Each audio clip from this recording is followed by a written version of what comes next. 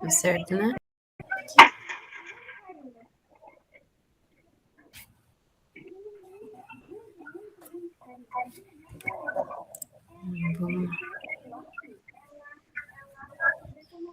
Vamos lá. Vamos lá.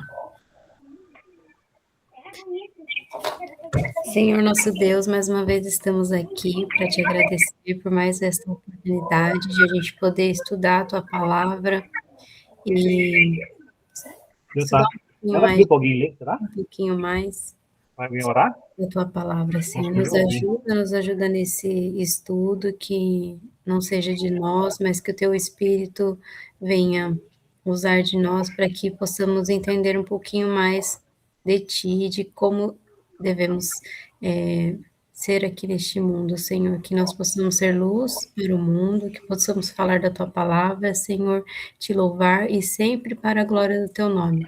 Te pedimos, Senhor, abençoa todos que estão aqui presentes e que o Senhor possa abrir a mente de cada um para entender, Senhor. Tudo te pedimos em nome de Jesus, que intercede por nós e vive para sempre. Amém. Entendi. A primeira coisa que eu tinha colocado aqui é para ler o capítulo inteiro. Deixa eu tirar o som desse. Tô com som? Alguém quer ler para a gente? É só o capítulo 2. Eu leio aqui, Bia. Você lê? Tá. Ah. Um minutinho só. Tá bom.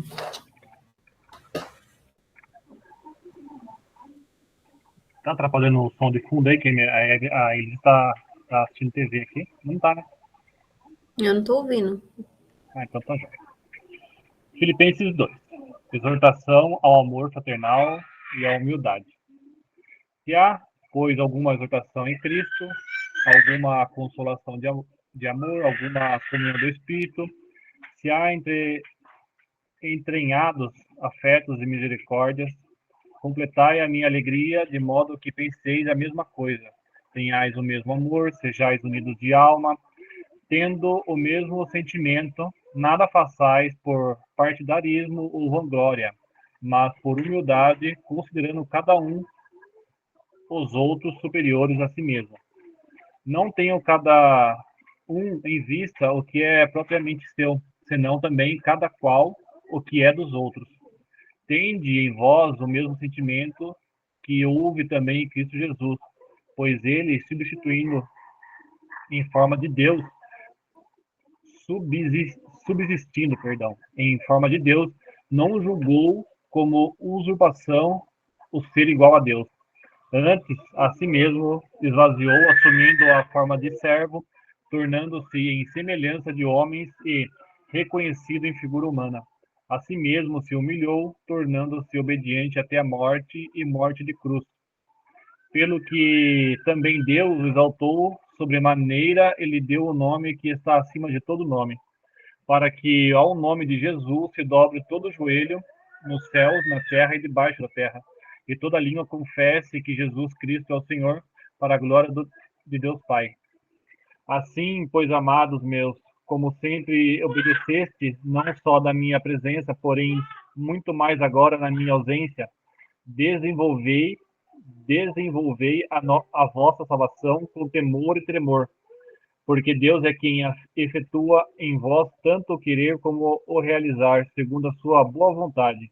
Fazei tudo sem murmuração nem contendas, para que vós torneis irrepreensíveis e sinceros, filhos de Deus, inculpáveis no meio de uma geração pervertida e corrupta, na qual resplandeceis como luzeiros no mundo, preservando a palavra da vida, para que no dia de Cristo eu me glorie de que não corri em vão, nem me esforcei inutilmente. Entretanto, mesmo que seja eu oferecido por libação sob o sacrifício e serviço da vossa fé, alegro-me e com todos vós me congratulo, Assim, vós também, pela mesma razão, alegrai-vos e congratulai-vos comigo. Espero, porém, no Senhor Jesus, mando-vos Timóteo o mais breve possível, a fim de que eu me sinta animado também, tendo conhecimento da vossa situação, porque ninguém tem o de igual sentimento que, sinceramente, cuide dos vossos interesses, pois todos eles buscam o que é seu próprio, não o que é de Cristo Jesus. E conheceis o seu caráter provado, pois serviu ao Evangelho, junto comigo como filho ao Pai. Este, com efeito, é quem espero enviar. Tão logo tenho eu visto a minha situação, e eu estou persuadido do Senhor de que também eu mesmo brevemente irei. Julguei, todavia, necessário mandar até vós Epafrodito, por um lado, meu irmão, cooperador e companheiro de luta, e por outro, vosso mensageiro e vosso auxiliar das minhas necessidades, visto que ele tinha saudade de todos vós. Ai, fechou aqui. Perdão, fechou a tela do meu computador.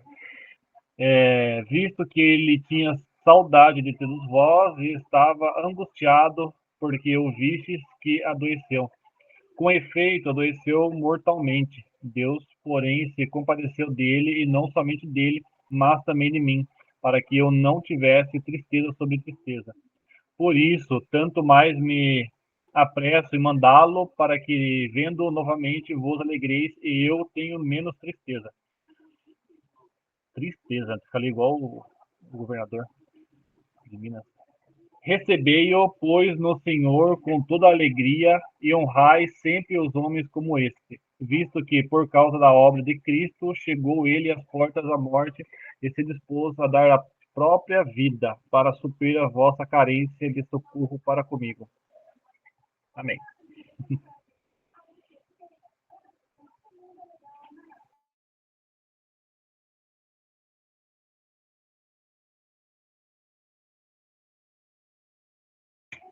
Tá sem áudio. Perdão, estava com o áudio mutado. Amém, né? Vamos lá, vamos seguir aqui o estudo conforme está aqui. Só dessa primeira parte, daí as outras a gente não faz para não ficar muito repetitivo. Então, aqui vai ser tipo um resumo do capítulo 2. De modo geral, assim, o que aconteceu aqui, nesse que a gente acabou de ler. Ó, um resuminho, eu anotei aqui. Paulo, ele exortou os irmãos à unidade e humildade, bem no comecinho do capítulo. Depois ele apresentou o exemplo de Cristo, né, que se humilhou e foi exaltado. Logo em seguida, ele orientou os crentes, né, os filipenses, a desenvolverem sua salvação com temor e tremor. E, por último, o que ele faz? Ele informa que ele vai enviar o Timóteo e Epafrodito. Certo? Esqueci de alguma coisa? A próxima pergunta é quem que é citado nesse trecho? Aí a gente tem Paulo, né, que escreve a carta, o autor, Jesus Cristo, quando ele fala do exemplo de Cristo, né? Deus, ele também cita Deus, que exaltou Cristo. Aí ele no finalzinho cita Timóteo e Epafrodito, como também ele cita os crentes da igreja, né, de Filipos. Eu acho que é isso, né? Se eu esquecer de alguma coisa, vocês falam. É isso aí. E aí, Epafrodito morreu. Isso. E aí, onde que isso aconteceu? Aí, como o Rafa falou semana passada, né, essa carta ela foi escrita enquanto Paulo estava preso em Roma, segundo alguns estudiosos, né, até no versículo 13, acho que se não me engano, sugere prisão, né. Essa carta ela também foi destinada à igreja de Filipos, né, da cidade de Filipos, que fica na Macedônia. Isso que a gente já tinha visto, então segue a mesma coisa, o mesmo lugar onde aconteceu. Aí, quando que isso aconteceu? Aí, como o Rafa também comentou semana passada, a carta ela foi escrita por volta de 10 anos depois da primeira visita de Paulo nessa cidade, nessa igreja, certo? estou falando errado. E uma das datas mais faladas é de 60 a 62 depois da morte de Cristo, certo? Tem 55, né, Rafa? De 55 até 62 eles falam, né? Isso. Até a 59, aí tem uma parte de data aí. Mas é nessa faixa aí. Isso, nessa faixa. E aí a próxima pergunta aqui é por que isso aconteceu ou por que isso foi dito? Vocês querem falar alguma coisa? Querem responder? Foi por vários motivos, né? Um deles foi para promover a unidade, aí a gente pega tudo que ele estava falando, né? Foi dito, então, para promover a unidade, então sugere que tinha alguma desavença ali na igreja, né? Alguma desunião, no caso. Foi dito também para combater o egoísmo e a vanglória, que é uma das coisas que ele cita ali no texto, né? Mas para ensinar sobre a mente de Cristo, que é onde ele fala que Cristo não se considerou ser igual a Deus, era algo que se devia, né, se apegar. Que mais? Também para encorajar a obediência na ausência de Paulo. Isso foi uma das coisas que eu notei, conforme está escrito no próprio capítulo 2, né? E para apresentar exemplos práticos, né? Quando ele fala de Timóteo e Epafrodito, ele acaba apresentando exemplos práticos de um serviço fiel. Aí a próxima é como isso foi dito, né? Como isso foi dito, como isso aconteceu, como isso foi dito. A gente pode notar que foi uma forma de exortação pastoral, né? E teve um apelo afetivo, quando ele fala, né? Se há algum conforto em Cristo, ali no verso 1, né? Se por estarmos em Cristo, se há algum conforto em Cristo, tem várias traduções que diferem um pouquinho, mas é a mesma coisa, é um apelo afetivo, né? Se a gente, já que nós estamos em Cristo, então ele apela para esse lado. Como que foi dito também, incluindo essa parte que fala, né, que embora sendo Deus, não considerou ser igual a Deus, essa parte do verso 6 até o verso 11, é um provável hino cristológico também. Até teve uma vez que a gente teve uma série de pregações em Filipenses, lá na igreja, na PIB, e isso foi um dos pontos que eu tinha anotado. É interessante, né? Imaginar que essa parte tinha talvez uma melodia, né? Foi dito também com instruções claras e diretas. Paulo, ele, apesar de tudo, ele fala de forma bem direta, né? E com o testemunho dele pessoal e exemplos reais ali, né? Colocando Timóteo e Epafrodito. Aí, seguindo aqui, no Para Ir Mais Fundo, a gente tem algumas questões. Aí eu vou fazer assim, eu vou ler as questões, a gente responde, se alguém quiser falar alguma coisa, complementar, fiquem à vontade, tá? Por favor. E aí depois a gente lê a reflexão. Então, vamos lá. Paulo, dá para enxergar bem? Assim tá melhor? Tá bom, tá bom. Tá? Então tá bom. Paulo, ele enfatiza a obediência de Cristo até a morte, e morte de cruz. No sacrifício de Cristo, ele, o Cordeiro Perfeito, nos justificou. Como está escrito em 2 Coríntios 5, 21, Deus tornou pecado por nós aquele que não tinha pecado, para que nele nos tornássemos justiça de Deus. Aí aqui ele fala para a gente pesquisar no Google, né, e entender como que eram feitas as crucificações em Roma naquela época e fazer anotações históricas importantes, né, para entender o contexto, os costumes e os acontecimentos na época, para nos ajudar a contextualizar essa passagem que a gente está lendo. Então, eu pesquisei um pouquinho, se alguém quiser falar de alguma pesquisa que fez, mas só falando rapidinho sobre a crucificação, né? a crucificação ela era reservada só para escravos. A gente sabe que era só tipo o pior do pior que ia ser crucificado, né? Era considerado uma punição muito degradante, muito, tanto que os cidadãos romanos, por mais que eles fizessem coisas que eles mereceriam algum tipo de condenação, a crucificação não se aplicava a eles. Era um direito deles não serem crucificados, né? Porque, de fato, era algo muito degradante, até pelo processo, né? O processo, o que compunha o processo da crucificação? Era a condenação, que acontecia em algum julgamento pelas autoridades, né? No caso de Jesus, foi Pôncio Pilatos, a autoridade da época.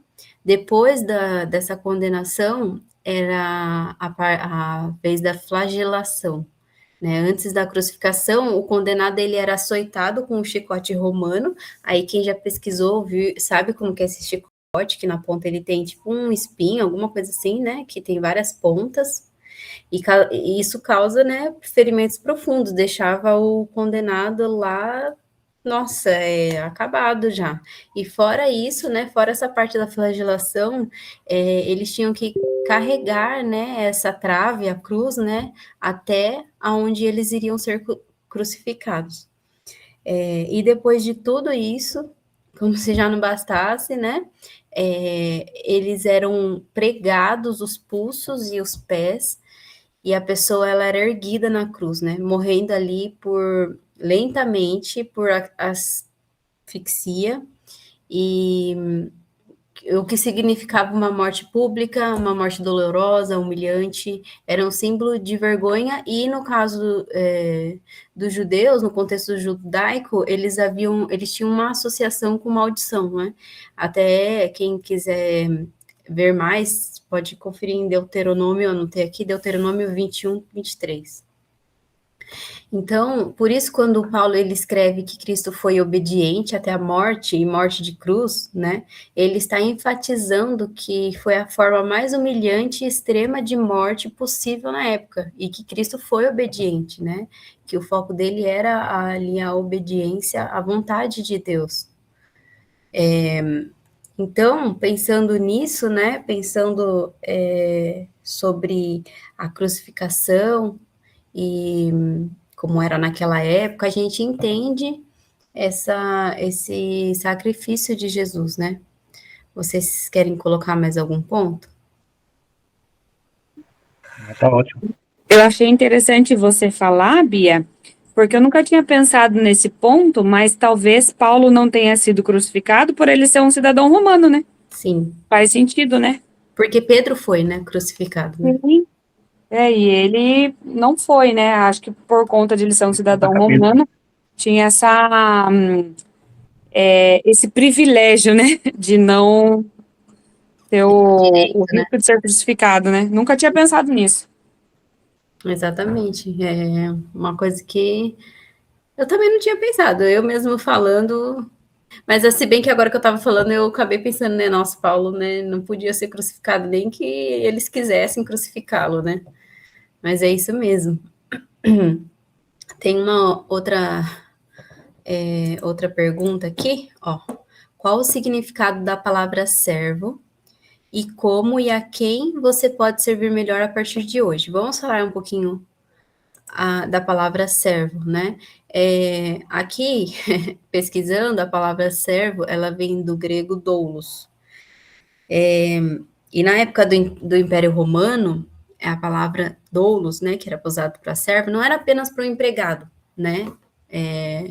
Era alguém que, na verdade, não possuía autonomia, né? Não vivia para si. Essa pessoa estava sobre uma autoridade total da vida dela. Ou seja, né, um escravo. Acho que para a gente entender, né, esse contexto seria um escravo, uma pessoa sem direitos próprios, totalmente submisso à vontade do seu senhor. E a gente vê Cristo aqui, né, no verso 7, está escrito, mas esvaziou-se de si mesmo, vindo a ser servo, né, servo assumindo a forma de escravo também, né, mas nesse sentido, de Deus, né, ele fez a vontade de Deus, ele viveu ali para servir a vontade de Deus, é literalmente essa palavra, né.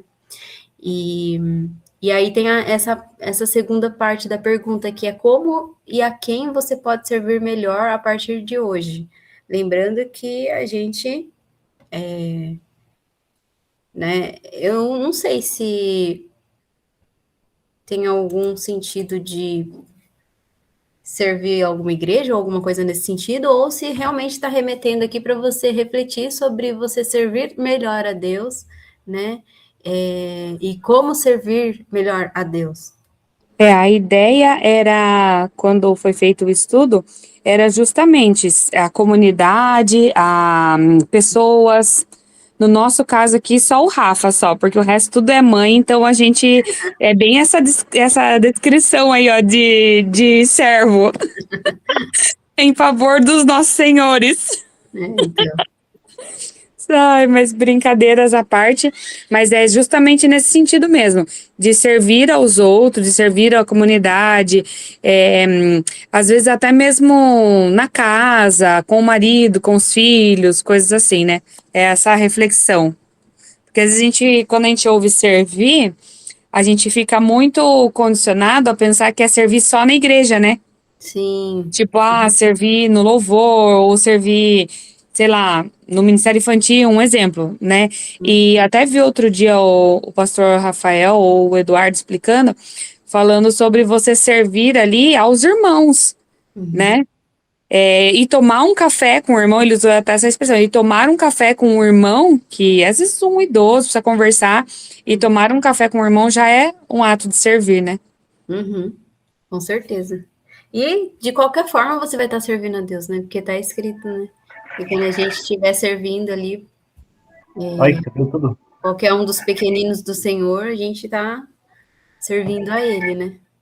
Eu vi esses dias na internet.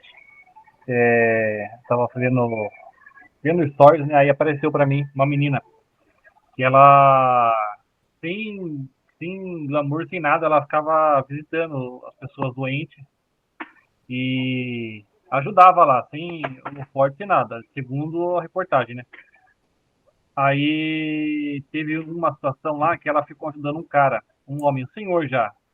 E as pessoas, por mais que as pessoas elas falavam para ela não ir, ela continua indo.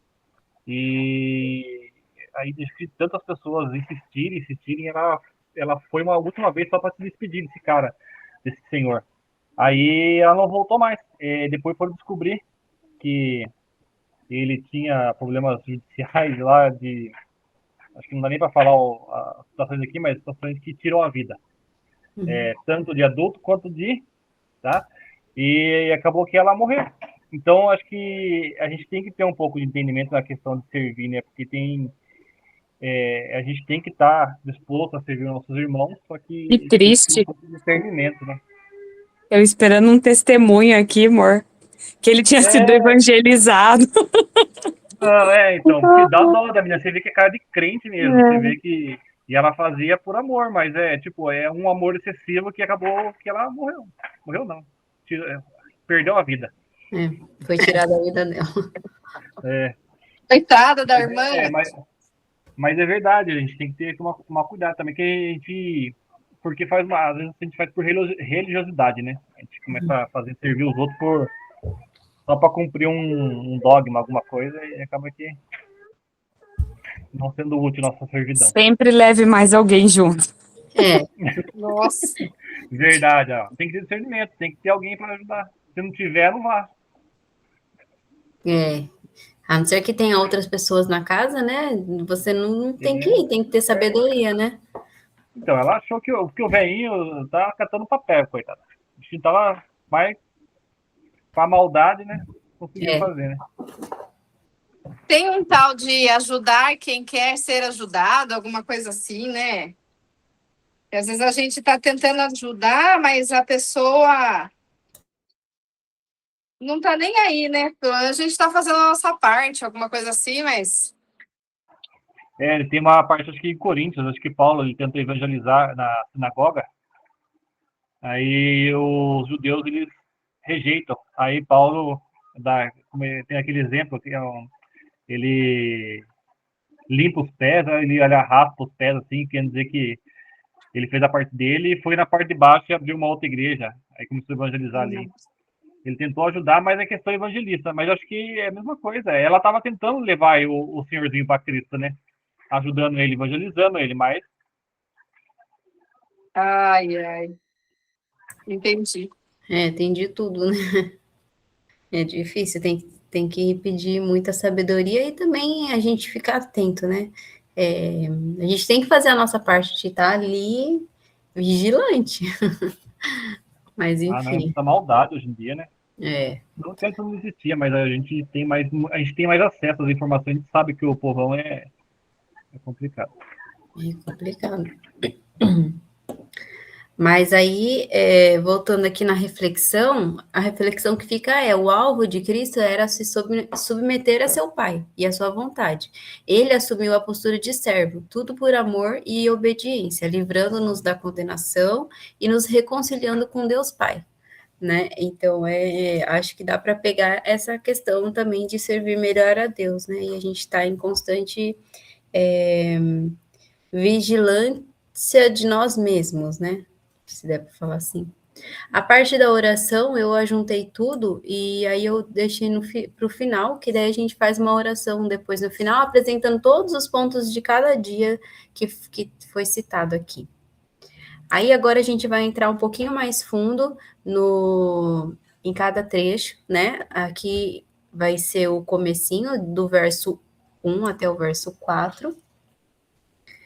E vamos lá. Aqui, né? Para ir mais fundo.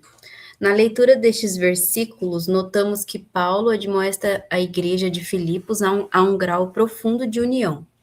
Como e por meio de quem conseguimos pôr em prática os ensinamentos revelados a Paulo.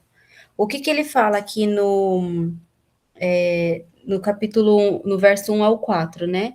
Ele vai falar que, é bem o comecinho, se a gente, por estar em Cristo, a gente tem alguma motivação, exortação de amor, comunhão, espírito, né, etc., também tenhamos, então, o mesmo modo de pensar e tal.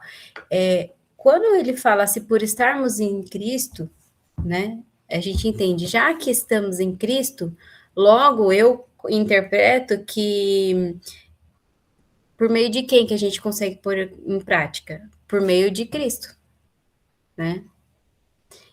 Paulo, ele propõe ali 4 convicções e tipos de atitudes que eles já têm por estarem em Cristo. Motivação em Cristo, exultação no amor, comunhão no Espírito, profunda afeição e compaixão. Então, ele fala, né, completem a minha alegria, também tenham, coloquem em prática a união, a unidade, o mesmo modo de pensar, o mesmo amor, um só Espírito, uma só atitude.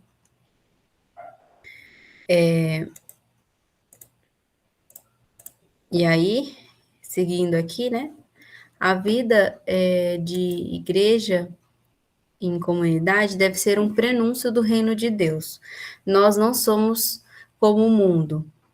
Daí ele fala para a gente fazer uma análise pessoal de cada ensinamento e anotar pontos que a gente pode, de forma prática e intencional, melhorar. Né? A pergunta que fica é como ser unidade? E fazendo o resumo, assim, bem rapidinho, para a gente não demorar muito, a gente enxerga que colocando o evangelho acima das nossas vontades pessoais é uma forma de a gente colocar em prática o ser unidade, porque todos os ensinamentos do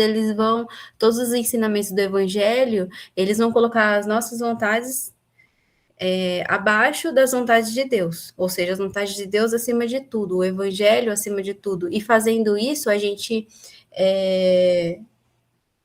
deixa de lado as nossas vontades e consegue ali fazer uma unidade, uma vontade só, né? Toda vez que a gente for pensar em alguma coisa, a gente vai pensar em Deus, e aí as nossas opiniões, ou as nossas, essas picuinhas que ficam, né, quando tem um grupo, elas não vão existir, porque vai ter uma outra vontade acima da nossa, né? E aí, indo para reflexão aqui, em poucos versos, a gente nota a importância de colocar o evangelho acima de nossas vontades pessoais, exatamente o que eu estava falando, e de considerar os outros superior a nós mesmos, né? Colocando os outros acima de nós é uma forma de trabalhar para a unidade e não a desunião, né? Aí, já pulando para o verso 5 ao 11,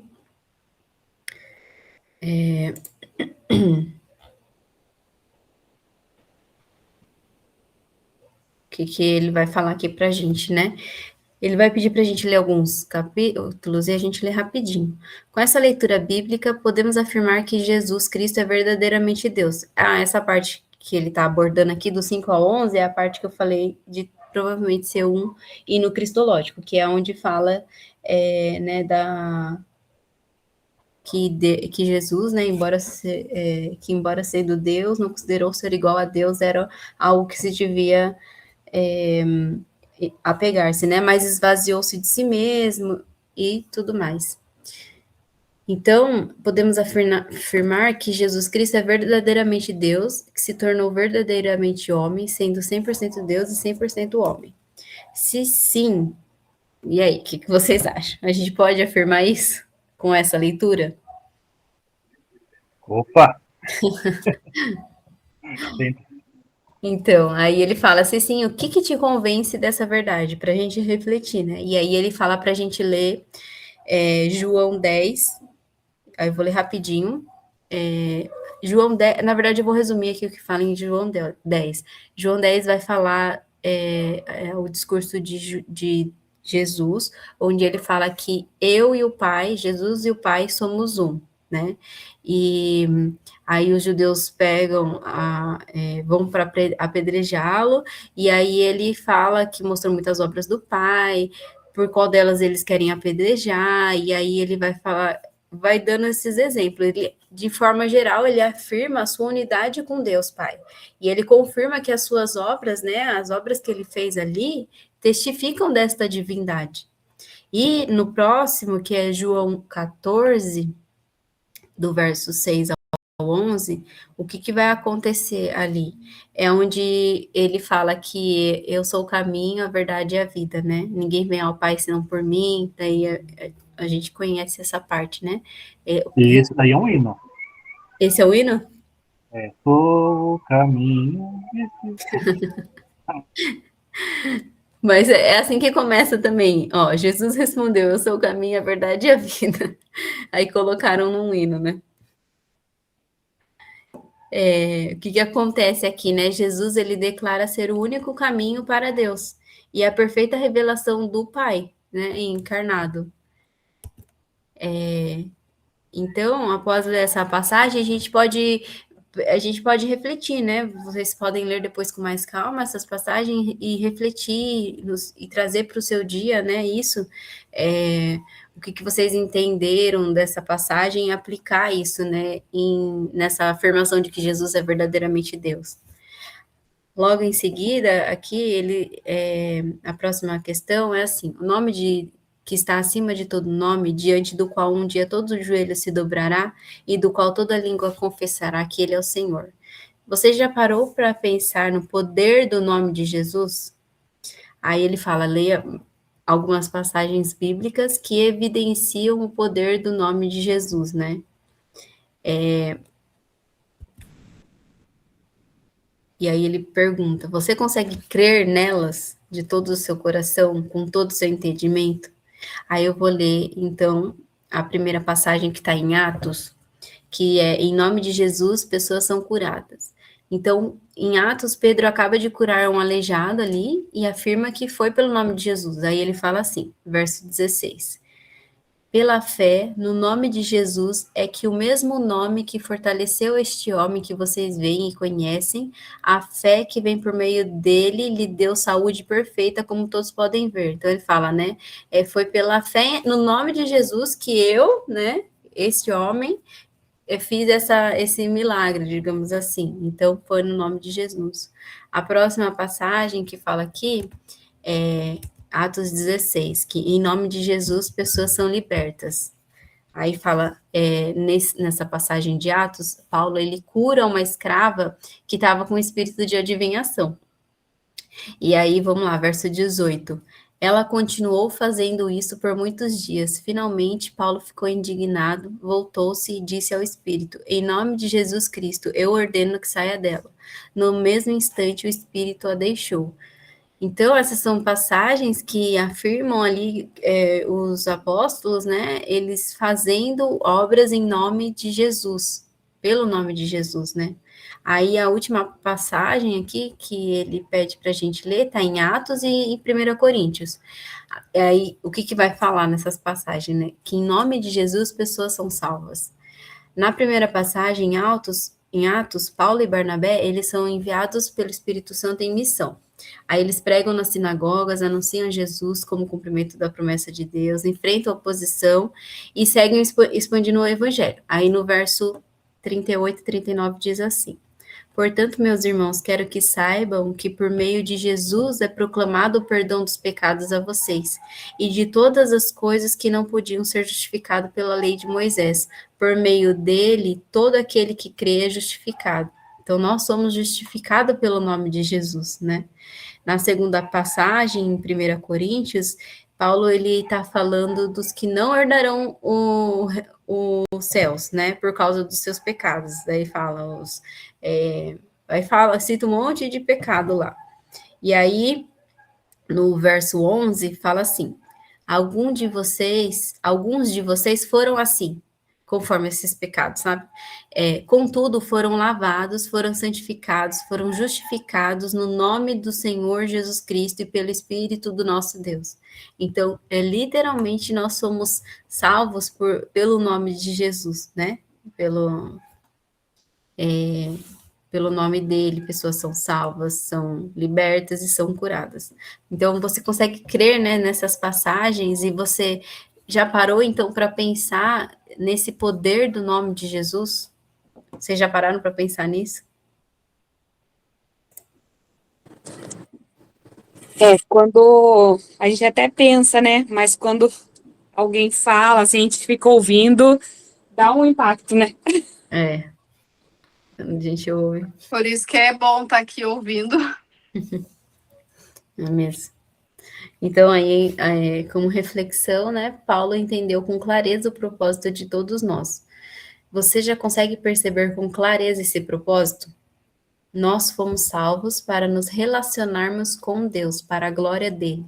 Não existe propósito maior que esse. Eu até percebo esse propósito, o problema é conseguir se manter firme nele. Eu sei, mas eu não consigo. É muito difícil mesmo. Ai, meu Deus. Como que eu posso dizer?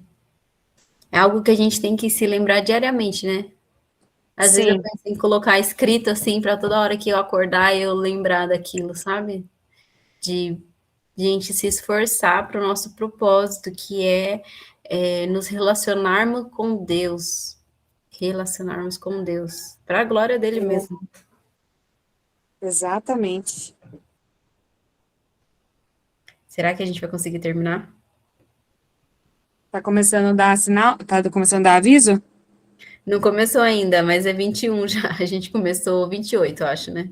30, 28. Ele vai avisar. Tá, Enquanto não tá avisando, vamos indo. então tá bom. Então agora vamos pular para o verso 12 ao 16, que é uma parte que ele fala brilhando como estrelas. Achei bem bonita essa parte. Na tradução que o Rafa leu, fala luzeiros, né? É a mesma coisa. Então vamos lá.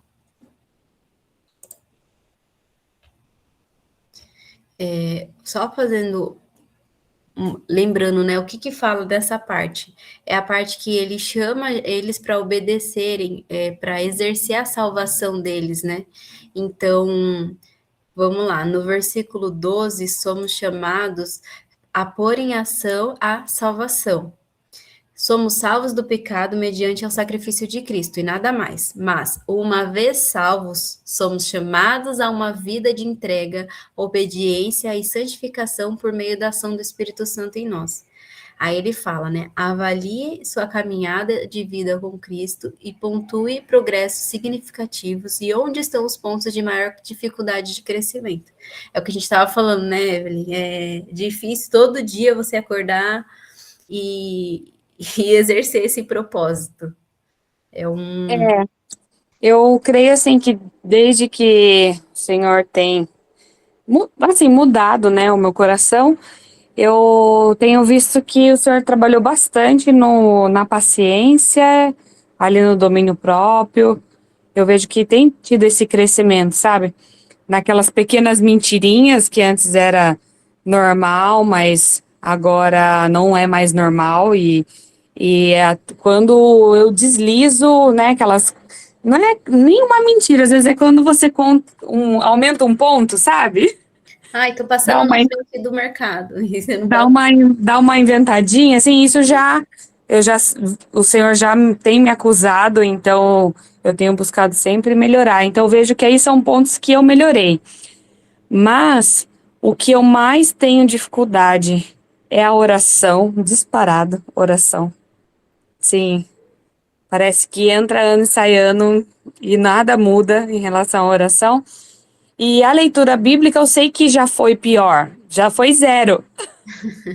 Mas eu sei que a gente tem que estar na palavra todos os dias. E já foi zero, mas falta aí uns 80%. Já foi zero, agora é só 10%. Mas da leitura da palavra eu vejo que são pontos assim, que são bem difíceis. E a oração, meu Deus, a oração, ai, Senhor, me ajuda, porque é o pior. Eu sei que tem coisas que melhoraram, mas, nossa, tem muito para caminhar. É difícil. Eu acho que para mim, assim, desde que o Senhor abriu a minha mente e me converteu mesmo, o que pulsa mais forte é esse chamado da nossa vida para Ele, sabe? E isso envolve um pouco a questão do contentamento em Deus.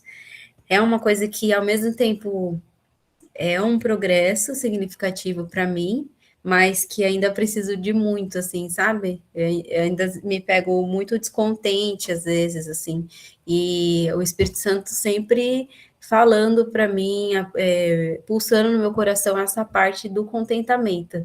A gente tem que estar contente em Deus, em Cristo, né? Ele deve ser o nosso máximo de conquista, sabe? Então, como ele já morreu por nós e já pagou os nossos pecados, né? A gente tem que estar totalmente contentes. Acho que essa é a parte mais difícil e a parte que eu mais enxerguei depois da minha conversão. Verdade, bem, bem lembrado. A questão do contentamento é bem difícil mesmo, porque a gente sempre quer mais, né? Sim, isso mesmo. E aí você ter que entender. O mundo hoje, né, com a internet, com tantas redes sociais, a gente quer sempre mais, quer sempre ter coisas que a gente não alcançou ainda, e aí a gente vive sempre nessa coisa do futuro, sabe? Ah, quando eu tiver isso, quando eu tiver aquilo, quando eu tiver tal carro, quando eu tiver uma casa, e aí você parar e falar assim, não, o Senhor, Ele me deu o hoje, vamos viver o Sim, hoje? E hoje, o que que eu tenho? Eu tenho que estar contente com o que eu tenho hoje, porque também é uma preparação de Deus. Ah, eu não tenho uma casa própria, mas o Senhor preparou essa casa que eu moro. Ela é, sim. seja lá o que ela for, alugada, ou, né? Eu tenho que estar contente nela. Não é que a gente vai parar de fazer planejamentos para coisas melhores, mas a gente tem que estar contente com o que a gente tem hoje, que é o presente de Deus, né? Sim. Bom, de acordo com a leitura do verso 13, quem realiza em nós o desejo e a prática do processo de santificação? Cristo? Isso mesmo. Então, ele fala, né? Pois é Deus quem efetua em vocês tanto o querer quanto o realizar, de acordo com a boa vontade dele. Sim, O que que nos dá força para dizer não ao pecado e sim à vida de Cristo? Mais uma vez, mais uma vez. Se não Cristo, for né? ele, a Isso gente não mesmo. consegue nada, a gente não sai do lugar, a gente não sai Então, da cama de manhã. é, é, então a gente tem que ter isso em mente também, né? Que quem realiza em nós as coisas, né? Tem até aquela frase de quem que disse? É, como, amor, quem que disse? Você lembra? Aquela frase que eu falo é tudo que você vê de mim, em mim, tudo Acho que que foi você Spurgeon, não foi? acho que é tudo que você vê de bom em mim é Deus e tudo que Calvino. Calvino? Foi Calvino? Calvino Achei que fala. fosse Spurgeon. Tudo que você vê de bom em mim é Deus, é Cristo, tudo que você vê de ruim é eu mesmo. É eu Isso. mesmo. Isso aí. É, mas a gente tem que lembrar, né, que o desejo o desejo que começa lá no desejo, o desejo de santificação, o desejo de leitura da palavra, o desejo de orar mais, o desejo de ser mais contente em Deus, tudo vem dele. Então, se ele realiza em nós o desejo, ele também pode realizar o realizar, né, como está escrito aqui. É, exatamente. Daí a reflexão fica assim, né? Seguindo a leitura dos versículos, temos exemplos práticos do processo de santificação na vida de quem é convertido. Façam tudo sem queixas, nem discussões, sejam puros, irrepreensíveis, filhos de Deus inculpáveis, luz em uma geração corrompida que retém a palavra da vida. Precisamos ser o oposto da geração perversa e corrupta no meio da qual vivemos. Não para nos orgulharmos disso, né? Mas para honrarmos o nome que carregamos, que é o nome de Deus, de Jesus, né? Aí, seguindo então para a próxima parte, até o verso 18, o que ele vai falar, né? Ele vai falar daquela parte, contudo, mesmo que eu seja derramado como oferta de bebida, sobre o sacrifício, que é a libação, né, a oferta de libação, daí eu mandei um vídeo lá no grupo para vocês verem também, né, sobre isso.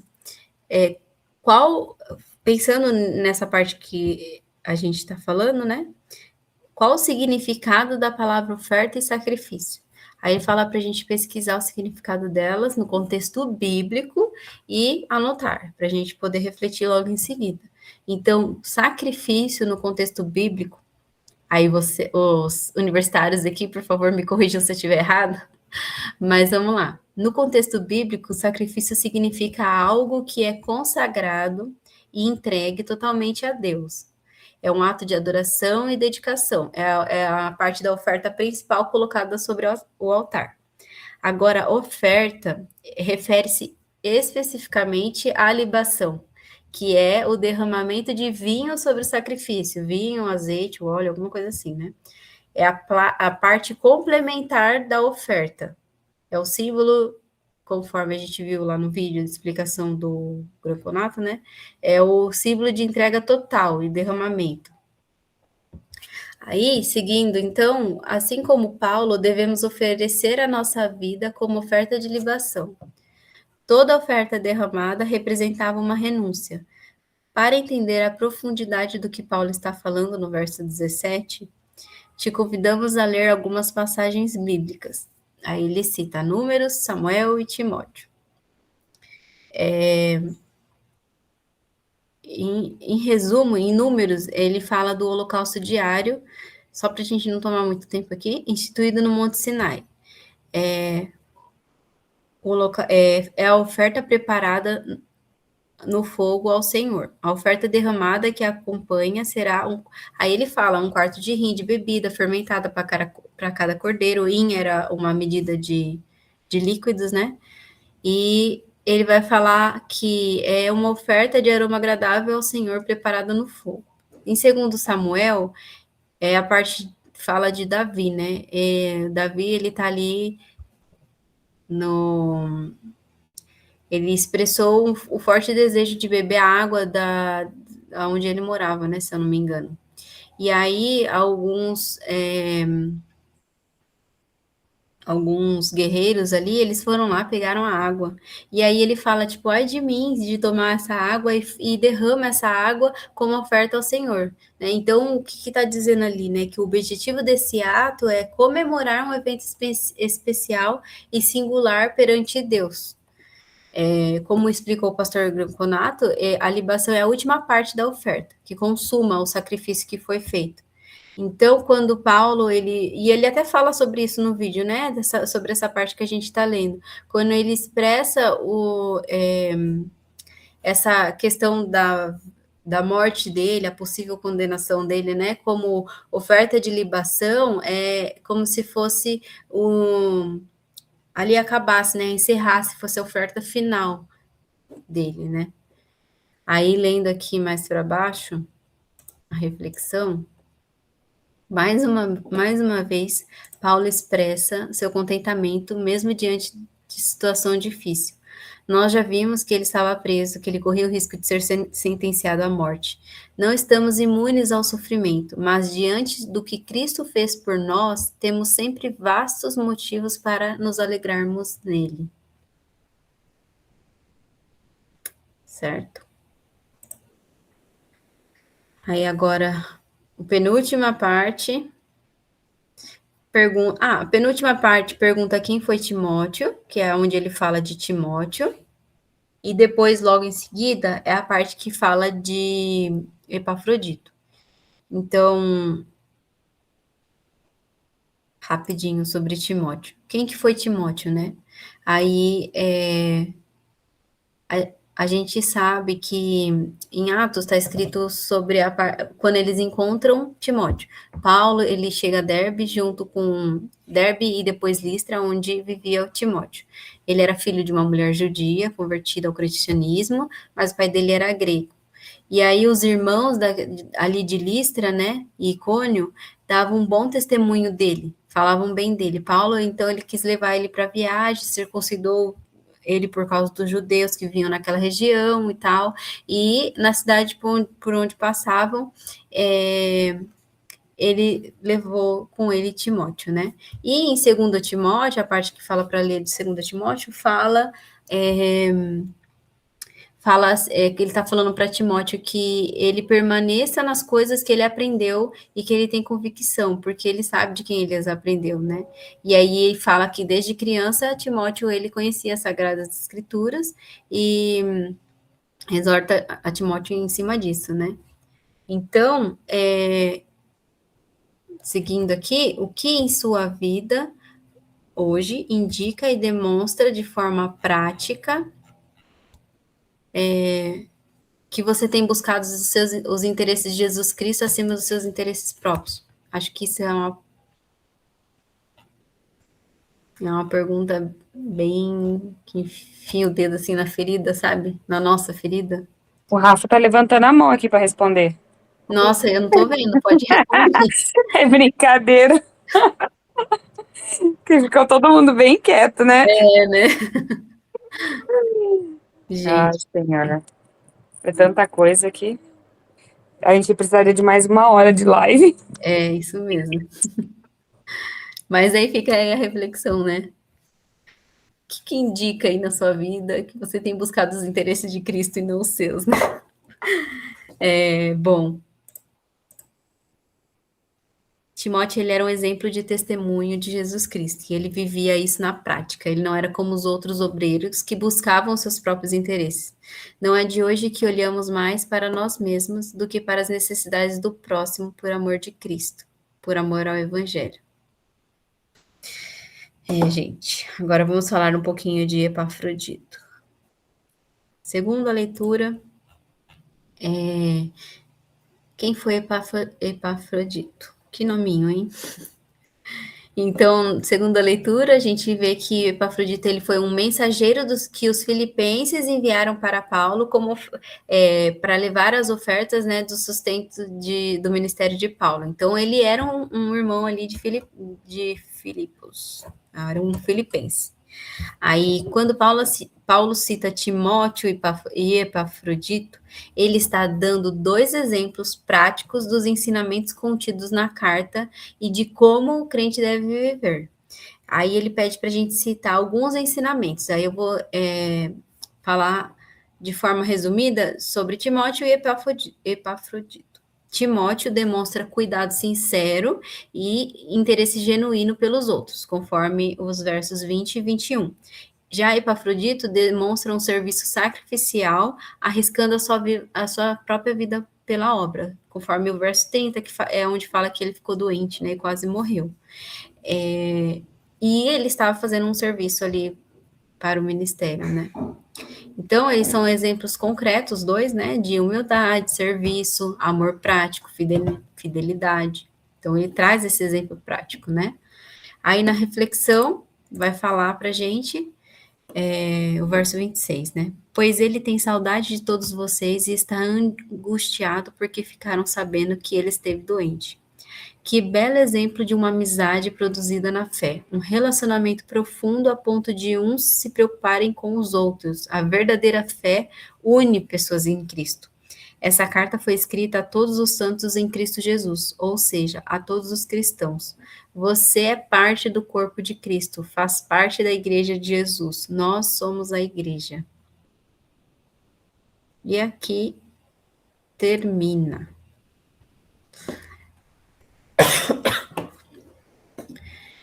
Bom, gente, é isso. Eu fiz um resuminho aqui das orações. Eu vou compartilhar a tela com vocês rapidinho. Peraí. Deixa eu mudar a tela. Não sei como faz.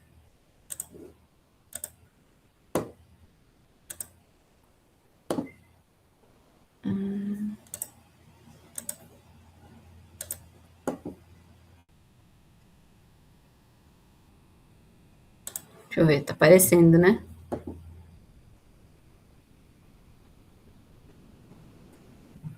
Vocês estão vendo aí? Estão me ouvindo? Senhora. Eu tô vendo, Bia. Então, tá bom. Então, eu fiz um resuminho aqui das orações de todos os dias. O primeiro dia fala para a gente orar, para que Deus conceda a graça para a gente ser semelhante ao Salvador Cristo Jesus e não evitar a nossa cruz, né? Não evitar a cruz, ou não evitar a cruz, no caso de Jesus. Orar também por encorajamento vindo do Espírito Santo, para a gente seguir o exemplo de Cristo Jesus, se esvaziando do nosso ego, dos nossos interesses pessoais, não visando poder e prestígio, mas com o alvo de servir os interesses do próximo, para o avanço do Evangelho. Terceiro dia falou sobre ore por abundância espiritual, para que a nossa vida seja completa de Cristo Jesus, orar por crescimento e maturidade na nossa vida cristã, né, para resplandecer a luz de Cristo através do testemunho, e para a gente orar também como em oração, como oferta de libação, derrame seu coração diante dele, renuncie seus anseios e viva o contentamento em Cristo. Contentamento aqui, né, que eu comentei, também fala aqui, né, dedique sua oração ao próximo, não busque seus próprios interesses, que seu tempo de oração seja em favor de seus irmãos em Cristo Jesus. Mais uma vez, eles convidam a gente a orar por nossa comunidade, pelos líderes, pastores, diáconos, para todos aqueles que fazem parte do corpo de Cristo. E aqui eu separei um espaço, se alguém quiser fazer algum pedido de oração.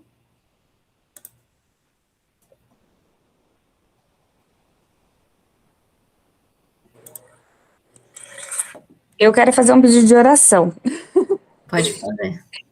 Eu tenho andado muito ansiosa, então, se puderem apresentar em oração. Estudando Filipenses, né, que diz, não andei ansiosos por coisa alguma. Mas, né, saber é muito mais difícil do que controlar. Sim. Mas se mais alguém quiser pedir oração? Aí, se alguém quiser orar por nós, pra gente finalizar aqui o estudo.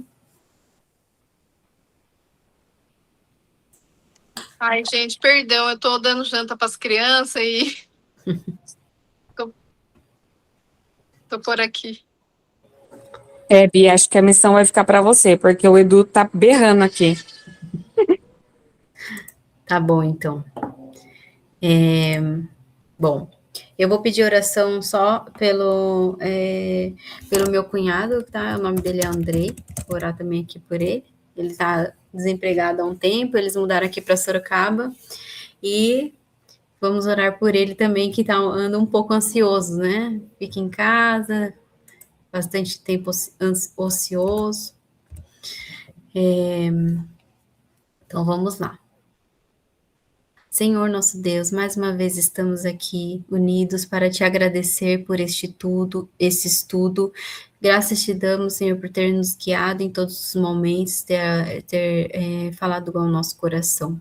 Senhor, queremos te orar, pedindo, Senhor, graça, para que a gente seja semelhante ao nosso Salvador Jesus Cristo e não evitar a nossa cruz. Queremos te pedir também para que possamos seguir o exemplo dele, esvaziando-se do nosso ego, dos nossos interesses pessoais, que a gente tenha como alvo servir aos interesses do nosso próximo para o avanço do teu evangelho. Senhor, te pedimos também por abundância espiritual na vida de cada um que está aqui, Senhor. Venha ao nosso encontro, que a nossa vida seja completa de Jesus Cristo. Senhor, oramos a ti também por crescimento e maturidade na nossa vida. Cada um aqui apresentou um ponto, Senhor, que nós precisamos e sentimos que precisamos nos firmar mais, orar mais, precisamos estar num relacionamento contigo. Nos ajuda no dia a dia, Senhor, a estarmos mais próximo de ti, que tu possa nos ajudar, Senhor, porque só tu, com a tua força, que nós podemos conseguir essas coisas. Somos fracos, somos tão pecadores, visamos tanto o nosso próprio interesse. Senhor, nos ajuda, Senhor, a derramar a nossa vida a ti, Senhor, como oferta de libação, assim como Paulo, Senhor, que nós possamos renunciar aos nossos anseios e que nós possamos viver o nosso contentamento em Cristo. Senhor, também oramos pelos nossos irmãos em Cristo Jesus, oramos pela nossa comunidade, pelos nossos líderes, oramos pelos nossos pastores. A gente apresenta também todo o corpo de Cristo, que tu possa ir, Senhor, ao encontro de cada um, Senhor, para que a vida de todos seja para o louvor da tua glória. Senhor, também queremos te pedir, apresentar 2 pedidos de oração. Apresentamos a Evelyn, que anda ansiosa, Senhor, o nosso coração, ele fica inquieto, Senhor, mas nós cremos que tu pode